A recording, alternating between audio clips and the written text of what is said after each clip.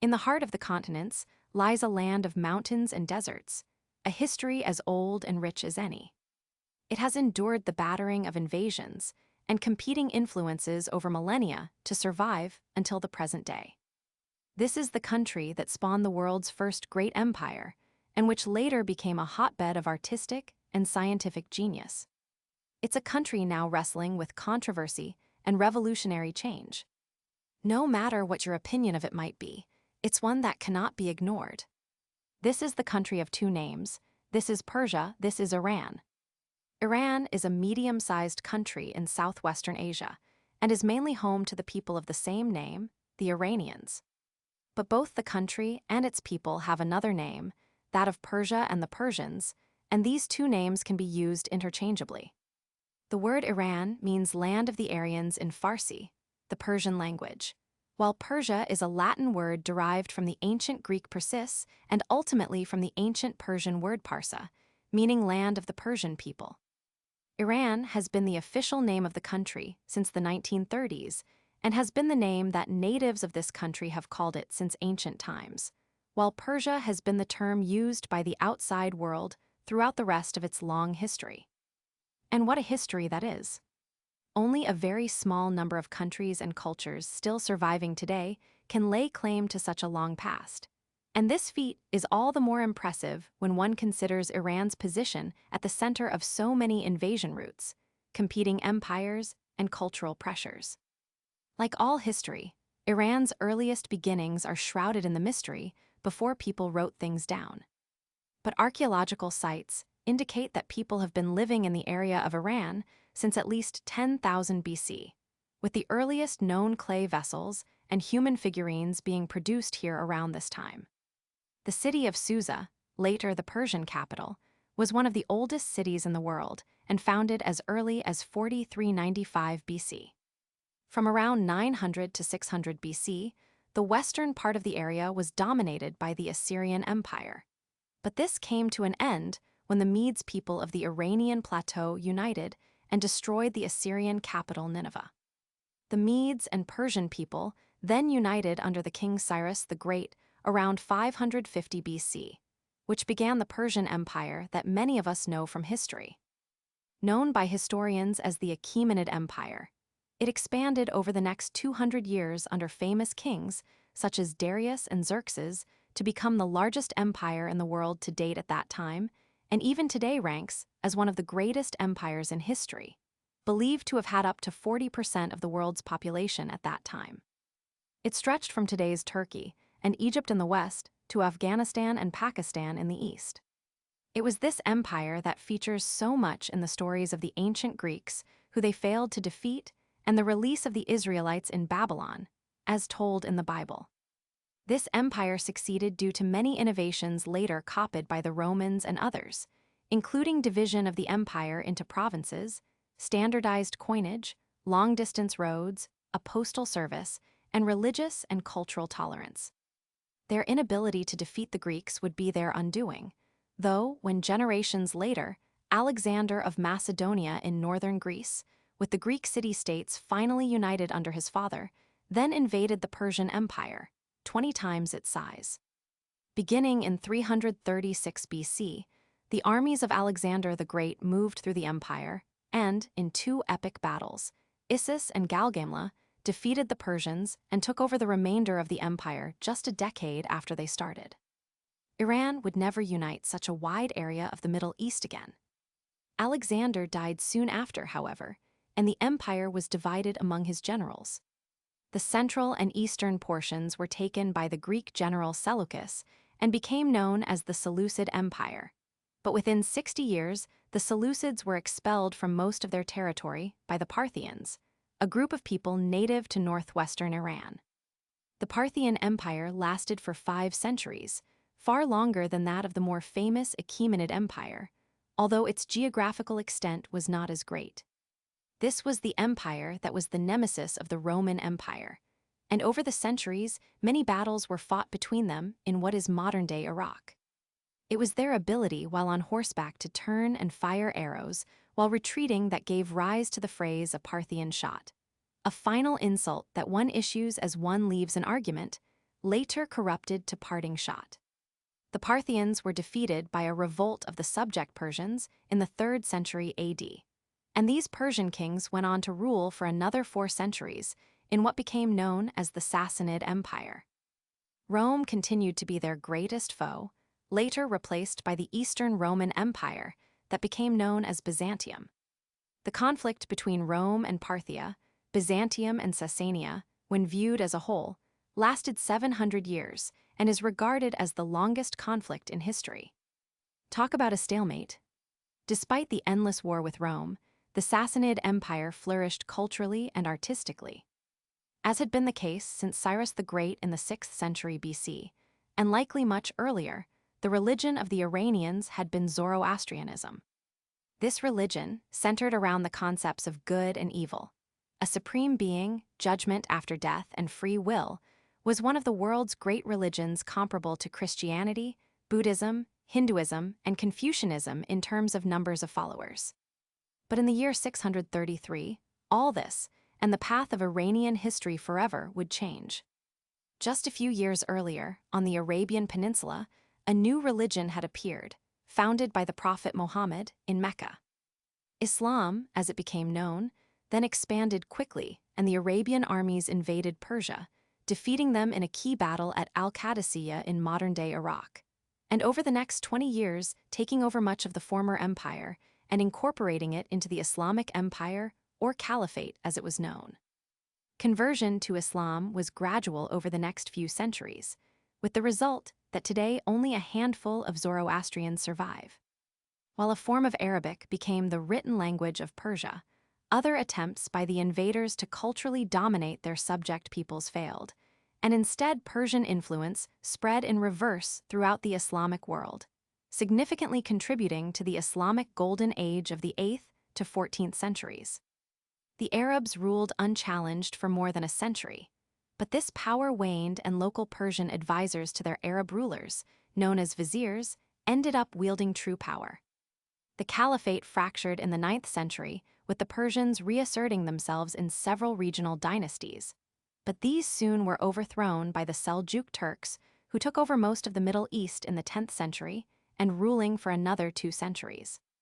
All this changed again, however, in 1219 when the Mongol Empire, spreading its terror across most of Asia, reached the Middle East. The Mongols burned, pillaged, and massacred most that lay in their path.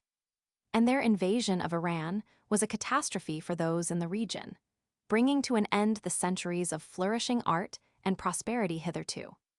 Iran would be under the heel of the Mongols and their successors for the next 3 centuries. The most famous of these was Timur, or Tamerlan, as brutal as any Mongol in his military campaigns, but also notable for including and promoting Iranian architecture and poetry. After centuries of domination, the Iranians once again gained control of their lands with the emergence of the native Safavid Empire in the early 1500s, ruling until the early 1700s, with their greatest king or Shah being Abbas the Great. Iran was able to hold its own as a great power at that time, resisting European colonization as well as invasion from the rival Ottoman Turkish Empire. A second golden age in Iranian architecture and art occurred at this time. The capital moved to Isfahan, where new buildings were constructed on a grand scale. The enormous city square is today UNESCO World Heritage Site and regarded by many as the finest display of Islamic architecture in the world. Shia Islam, which had grown in Iran over the preceding centuries over Sunni Islam, became the official state religion at the beginning of this period. From the 1700s onwards, however, under the Qajar dynasty, Iranian power weakened. The capital moved again from Isfahan to Tehran in an attempt to be closer to the state's territories in the Caucasus that were under threat by a rising Russian Empire. This move failed to prevent much territory being lost in the north, however. Meanwhile, British influence extended from their territories in India in the south of the country. Although never occupied or invaded by Britain or Russia at this time, the country came under the influence of both of these foreign powers as they disputed this region in what became known as the Great Game. Foreign interest in Iran intensified when the massive extent of oil and gas reserves became apparent at the beginning of the 20th century. A new dynasty under Reza Pahlavi was established after a coup in 1921, and this new Shah went on to attempt a rapid modernization of the country in the same way that happened in neighboring Turkey under Kemal Ataturk. But his rule was considered oppressive by many, and new enemies were created within the clergy as the Shah attempted to secularize the nation. Reza was overthrown following the Anglo-Soviet invasion of the country in the middle of World War II, a preemptive move to prevent the Germans from seizing it and its rich oil reserves. He was replaced by his son, Mohammad Reza, who became the Shah that most people know today, ruling for the next 40 years. Mohammad Reza initially had a hands-off approach to power, allowing parliament to assert its authority. But when in 1953 that parliament voted in favor of nationalizing the oil industry, which would have removed it from the control of British companies, the intelligence services of the United States and Britain instigated a coup using black propaganda against the then Prime Minister, Mohammad Mossadegh. Ousting him and in turn reasserting the power of the Shah, who became effectively a dictator, ruling with American and British support and allowing foreign oil interests in the country to continue. The Shah instituted further reforms and modernization, attempting to westernize the country further. This alienated many of the conservative religious elements in the society, and in combination with a growing discontent at his autocratic, corrupt, and often brutal rule, led to the dramatic events of 1979. What became known as the Iranian Revolution, or Islamic Revolution, took place in February of that year. After a year of mass demonstrations and street fighting, the religious leader Ayatollah Khomeini returned to Iran from exile, and the Shah was deposed. The absolute monarchy of the Shah was replaced by an Islamic republic, and relations with the United States and Britain collapsed, especially after the staff of the United States Embassy in Tehran were seized and held hostage for over a year. Over the next few years, as many as 2 million Iranians who identified with the more westernized regime of the Shah emigrated, with many continuing to live today in the United States, Canada, Germany, Britain, and India, as well as the neighboring Gulf states. Iran turned away from the West and asserted itself as its own power, centered around Shia Islamic principles in what is today the world's only significant theocracy, a government ruled by a religious authority. Although there is a constitution that allows for an elected parliament and president, all major decisions must be approved by the supreme leader, who was the Ayatollah Khomeini, and since his death in 1989 is now Ali Khomeini. Such a change was welcomed by many Iranians, but hated by those who wanted a more progressive Western lifestyle. This tension continues today with demonstrations against the religious leadership, a regular feature of Iranian cities, as are their often violent suppression by the authorities. Iran is a unitary state in that the central government holds supreme authority as opposed to federal systems of states, such as in Germany or Australia. The country is divided into 31 provinces, each administered by an appointed governor. These provinces are further divided into 267 counties. The effect of the Iranian Revolution globally was significant. A major economic and political power had turned from being a supporter of the West into an active enemy, with terrorist and fundamentalist Islamic groups such as Hezbollah being allegedly supported and funded by the country. Its promise to destroy the nation of Israel and its quest for developing nuclear weapons have continued to poison relations with the West. Because of the global influence of its greatest enemy, however, the United States, Iran has become effectively a pariah nation, with economic sanctions stunting any economic growth. Yet the inability of that global superpower to bring Iran to heel demonstrates the power that Iran has and is actually the latest echo in its 2,500-year history as a nation. That it has weathered the storm of so many invasions and external influences to survive and maintain its own identity to this day is surely one of the most remarkable stories in world history. Geographically, Iran lies in the heart of the complex of continents that make up Europe, Asia, and Africa, with some considering it to be on the eastern side of the Middle East, while others put it in Southwest Asia.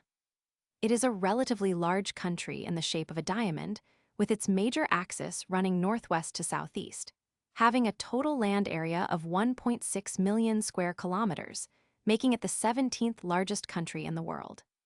A car journey of 2,600 kilometers from the extreme northwest to southeast would take you about 29 hours, while the 1,700 km journey from southwest to northeast would take you around 20 hours.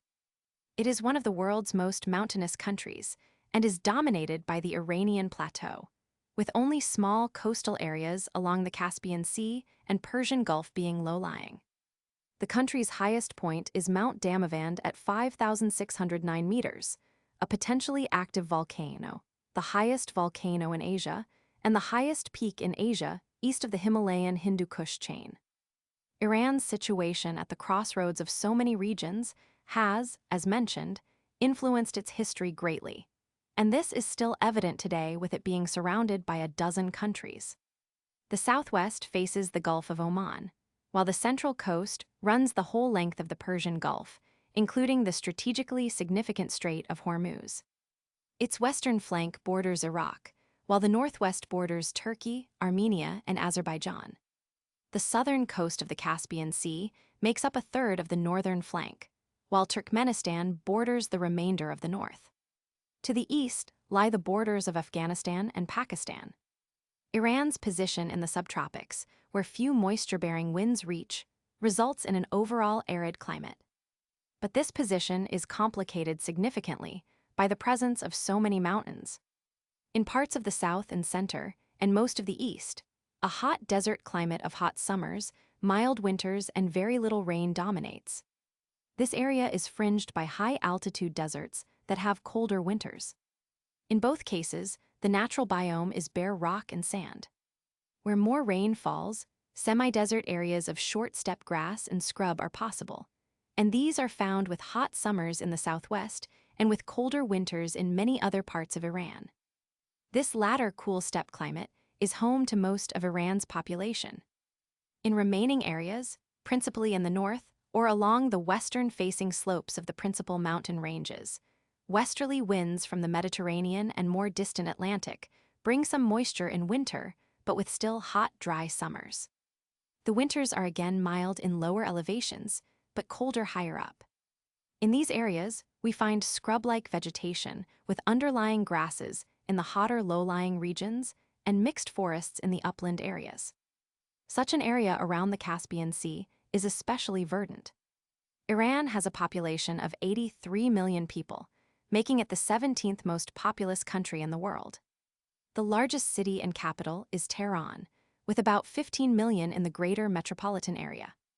Most of the population is found within the northwest third of the country due to the wetter and cooler climates in this area. It is an ethnically diverse country, comprising of a dozen or more peoples. Ethnic Persians dominate and are found throughout most of the country. Azeris, Kurds, and Lurs together make up another third, while other groups make up the remainder. Azeris, Turkmens, and Kashkai are Turkic peoples, while the remaining groups, with the exception of Arabs, belong to the Iranic group of Indo-European peoples speaking related languages. The overwhelming majority of Iranians are Muslim, with about 90% of those being Shia.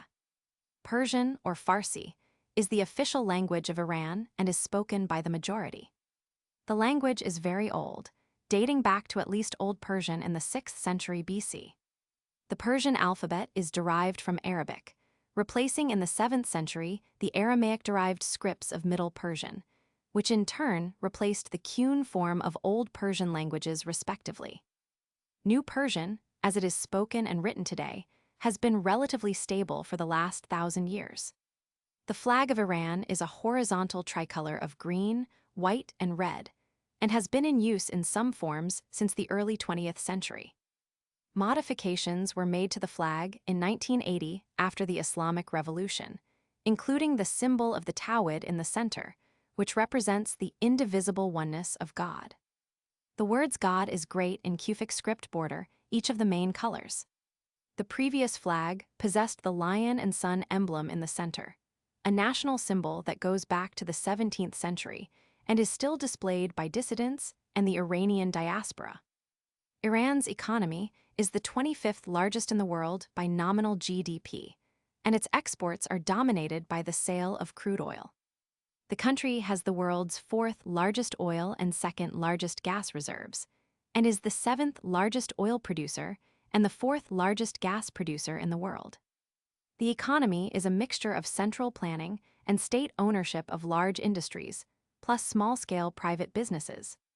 The national currency is the rial, which has suffered severe devaluation in a number of episodes over the last 20 years related to international sanctions being introduced. Those sanctions and a general isolation from much of the world politically have had a heavy negative impact on economic development since 1979, but also forced more self-reliance, with automobile and home appliance manufacturing, for instance, growing significantly in this time. The defense industry has also grown in recent decades, with Iran making its own tanks, missiles, and fighter jets. Politically and economically, the country scores very poorly in terms of freedom, ranking 154 out of 162 countries in the Cato Institute's Human Freedom Index of 2019, with the legal system, religious freedom, women's rights, freedom of movement, and right of assembly being major areas of concern. Despite the negative image that many have of Iran today, it is worth noting how influential in many positive ways their culture has been in the past. Although it's uncertain exactly where these games originated, Persia can claim to have significantly developed the board games of chess and backgammon. The earliest evidence of the game of chess was found in Sassanid Persia around the year 600 AD, while pieces of what may have been a backgammon set were found in eastern Iran from 3000 BC. Persian carpets are world-famous and admired for their high-quality materials and craftsmanship, in a tradition that goes back over 2 millennia. The oldest known carpet dates from around the 5th century BC and is believed to have come from the Caucasus when it was part of the Persian Achaemenid Empire. The game of polo was originally developed as a training exercise for the cavalry units of the Persian Empire, and by the time of the later Parthian Empire was well established as a sport for the nobility, a tradition that continues today with this sport of kings being popular with the elites of the world. Iran has a tradition of poetry as great as any nation, and the high point of Persian literature is considered to be the epic poem of 100,000 lines known as the Shahnameh, written by the poet Ferdowsi in around the year 1000. Stories from it are known by all Iranians, and it is celebrated as a national epic, also in many of the countries surrounding Iran. Persians played a major part in the Islamic Golden Age of the 8th to 14th centuries. The Iranian scientist Al-Razi, researching in the 9th century, was the first to isolate and identify alcohol and sulfuric acid as chemical substances, as well as making notable advances in medicine. Around the same time, the mathematician Al-Khwarizmi wrote down the method of transferring terms from one side of an equation to another. In other words, algebra, in addition to other significant advances in arithmetic, trigonometry, geography, and astronomy. Many words in English originated or were transmitted to Europe from or via Persia.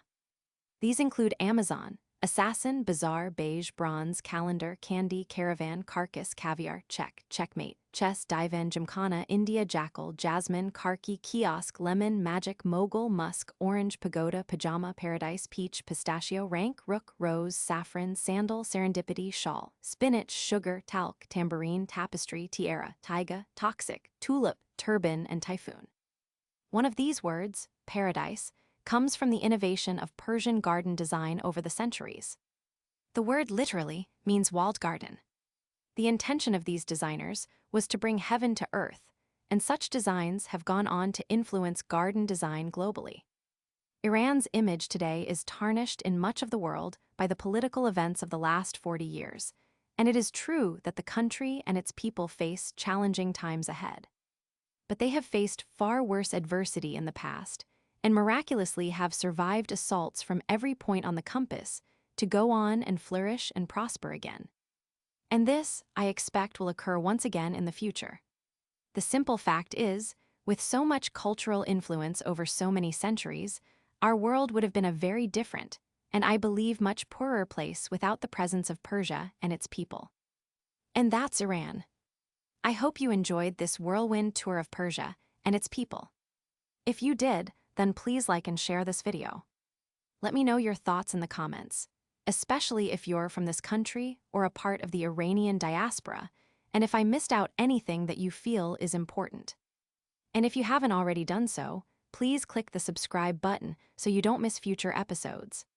Please consider supporting future development of this channel by becoming a Patreon supporter for as little as $2 a month.